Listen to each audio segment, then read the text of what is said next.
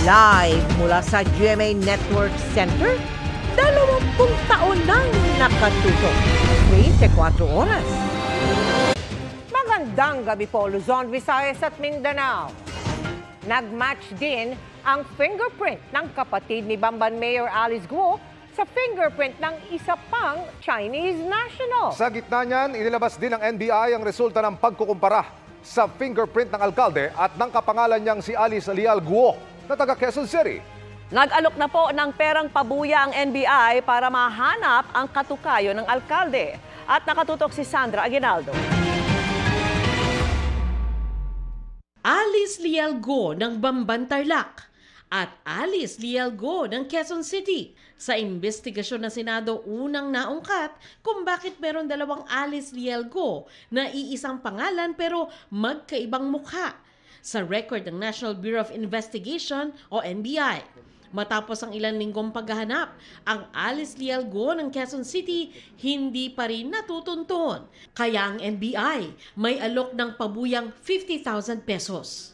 Oras daw na matunton, merong gustong itanong ang NBI sa taong ito. Anong tanongin natin? Anong kasong pwede niyo? Ay, concealing true name. Pwede. Diba? O, investigahan natin. Bakit mo ginawa yun? Sino may utos sa'yo? Maaaring may nag-instruct sa kanya, kumuha ka ng clearance, gamitin mo, eto, Alice Guo, born on July 12, 1986, pinanganak ka sa Tarlac. O, bayaran kita ng 20,000, kuha ka. Ay, for whatever purpose. Kung ano man ang pakay nila. Hindi malinaw kung may kaugnayan ng Alice Guo ng Quezon City kay Mayor Alice Guo ng Bamban Tarlac. Pero matatanda ang sabi ni Senadora Riza Ontiveros, posibleng kinuha ni Mayor Guo ang identity ng Alice Leal Guo ng Quezon City. Sa pagsusuri ng NBI, lumabas naman na iba raw ang fingerprint nito sa fingerprint ni Mayor Guo at Guo Huaping, ang Chinese national na sinasabing si Mayora rin. Nagpulong naman kanina sa COMELEC sina NBI Director Jaime Santiago at COMELEC Chairman George Erwin Garcia. Hiniling ng COMELEC na mabigyan sila ng findings ng NBI na pwede nilang magamit sa kasong paglabag sa Omnibus Election Code na posible nilang isampalaban kay Guo. May kaugnayan daw ito sa posibleng pagsisinungaling ni Guo sa kanyang Certificate of Candidacy nung tumakbo siyang mayor. Ang mga fingerprint ni Guo nung magparehistro ito bilang botante, ikukumpara ng mga fingerprint expert ng COMELEC sa fingerprint ni Guo Huaping at Mayor Guo na mula naman sa NBI. Take note, ang COMELEC ay may sariling handwriting and fingerprint experts. Kung meron ng NBI, meron din ng COMELEC. Kung mako-confirm na yung fingerprint na nasa amin ay yung fingerprint nung Alice Guo na nasa kanila, so iisa yon. And therefore, kung yung fingerprint nung namang Guo Huaping at saka yung nasa amin ay iisa rin, so kayo na magawa ng konklusyon tungkol sa bagay na yan. Inanunsyo naman ni Senador Sherwin Gatchalian ang findings ng NBI na ang kapatid ni Mayor Guo na si Wesley Leal Guo at ang Chinese national na si Guo Shangdian ay iisa. Ayon kay Gatchalian, nag-match din ang fingerprint ni Wesley at Guo Shangdian na dumating sa Pilipinas mula Fujian, China noong 1999 gamit ang Chinese passport. Dagdag ni Gatchalian, si Wesley ay incorporator ng SIDAG Realty Corporation kung saan din umano majority owner si Mayor Guo. Sabi ng senador, pinapakita nito na inabuso ng pamilya Guo ang late registration process para palabasin na sila ay mga Pilipino. Para sa GMA Integrated News, Sandra Aguinaldo, nakatutok 24 oras. Ayon naman sa abogado ni Bamban Mayor Alice Guo, hindi pa opisyal na naipapaalam sa kanila ang fingerprint findings ng NBI. Aalamin pa niya sa kanyang kliyente ang reaksyon dito. Pero sakaling may magsampa ng kaso kaugnay niyan, susuriin nilang maigi kung totoo ang naturang mga dokumento. Inaalam pa rin daw ng abogado ni Guo kung makakadalo ang alkalde sa susunod na pagdinig ng Senado. Nasa kote sa Pasay ang puganteng leader umano ng Kidnap for Ransom Group na tumatarget sa kanilang kapwa Chinese.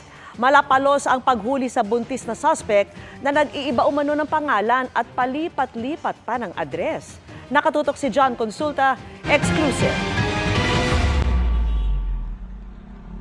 Sinundan muna ng Bureau of Immigration Fugitive Search Unit ang target na Chinese national.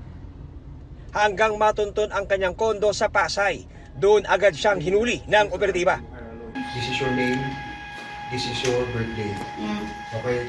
Everything here is you. Okay? This is you. Okay? We are arresting you because why we are arresting you? You are involved in kidnapping.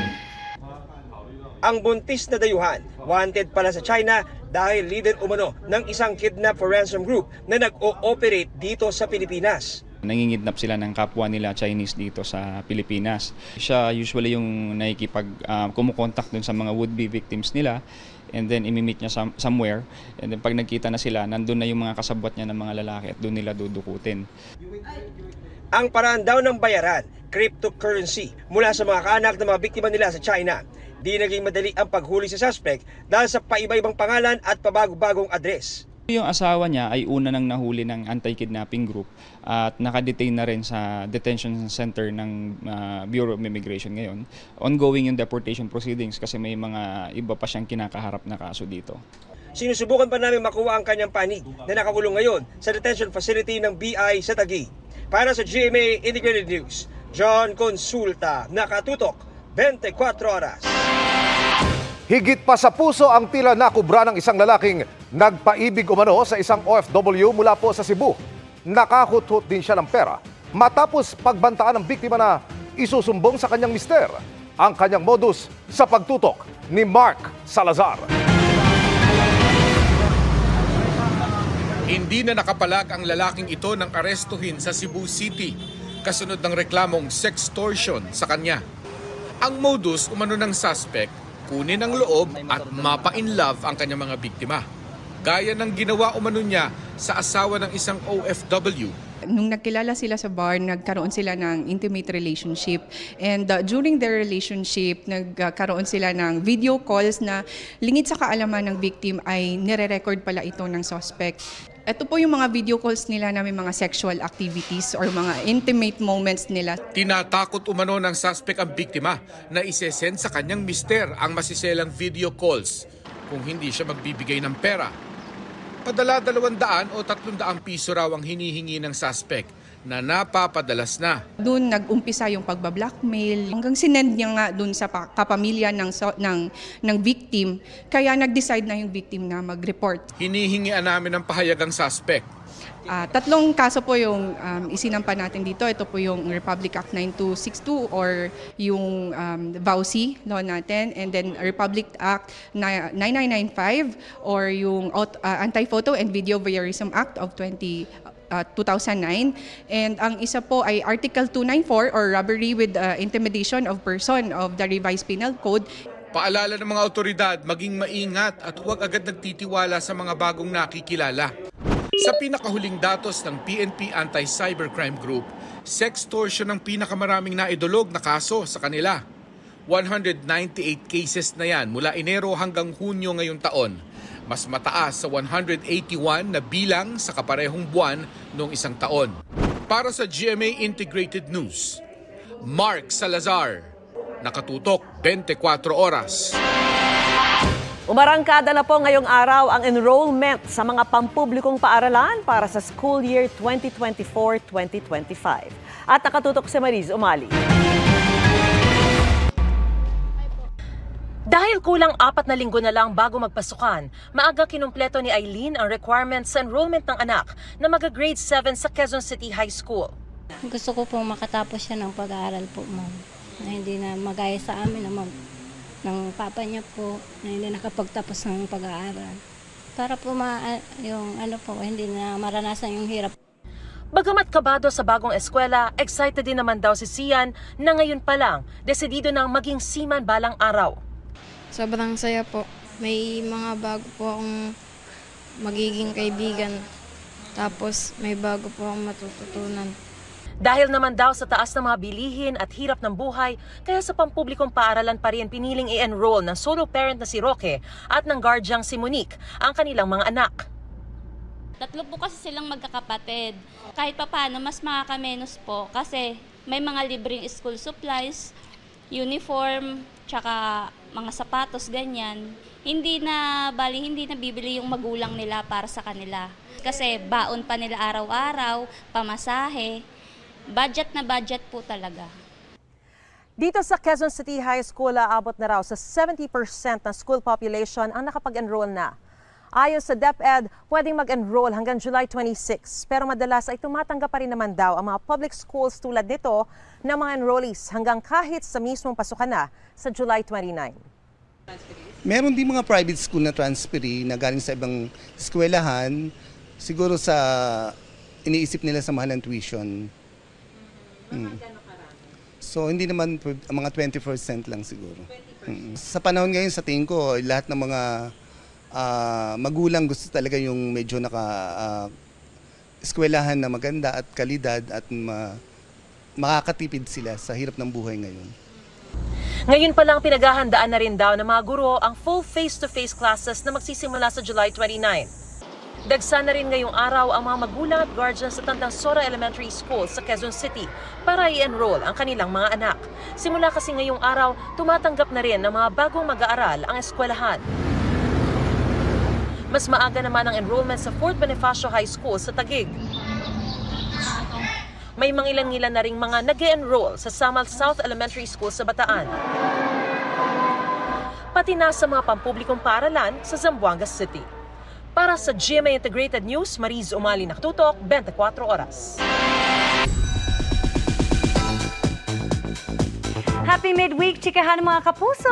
Pinusuan ng fans ang bonding at jamming ng ilang kapuso stars recently. Kabilang sa kanila sina Jillian Ward at Ken Chan na nang-abot kamay ng pangarap na nagpakilig sa isang duet.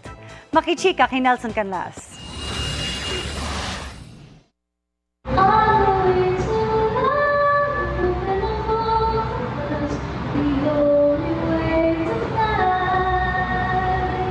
Nakaupo at nagpa-practice pa lang.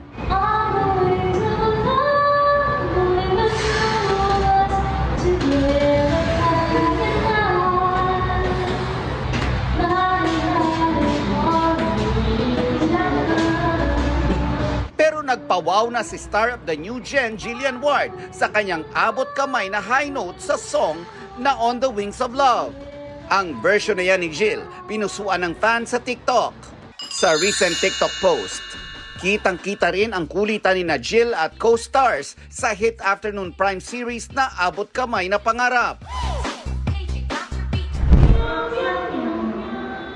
May aliw na palaro din sila sa fans na guest the singer. Ang bonding na ito, di nagtatapos sa set, kundi in real life din. Nakabonding ko sila recently kasamang iba pang kapuso stars. At ano pa nga bang masarap na kapares ng masarap na pagkain? Jamming! Si Jillian may pasample pa sa Whitney Houston hit song na Saving All My Love For You.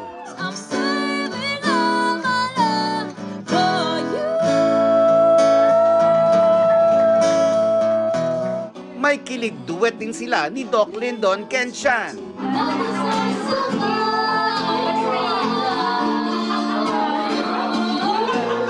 Ang masayang samahan ng cast, reflection lang daw ng tagumpay ng series na minahal ng mga kapuso. Yung mga tao po kasi na-attach na rin po sila sa kwento, na-attach sa mga characters. So nakakatuwa kasi parang sabay-sabay na po kaming tumatanda. 2 years na po yung show. So sana humaba pa po hanggang maging lola po ako. G na G din sa bonding, ang masayang tropa ng Running Man Philippines sa pangunguna ni Boss G, Glyza De Castro, na nagpasample ng kanta. Kasama rin sina Buboy Villar, Kokoy De Santos at Angel Guardian. Bukod sa ilang personal updates, pikon is real daw for Glyza and Buboy while in the competition. Napikon ako talaga sa kanya kasi itong pagmumukha na to, di ba? At saka ang galing talaga nitong si Buboy. Napipikon ako sa galing niya. Sa totoo lang. Hindi, sa totoo lang. Yung parang, ay, ikaw na naman magaling. Ako naman, pahingin naman ang galing mo dyan. Nakabonding din nila over good food and loads of laughter. Sina Ruru Madrid, Bianca Umali, Yasser Marta, John Vic de Guzman at Matt Lozano.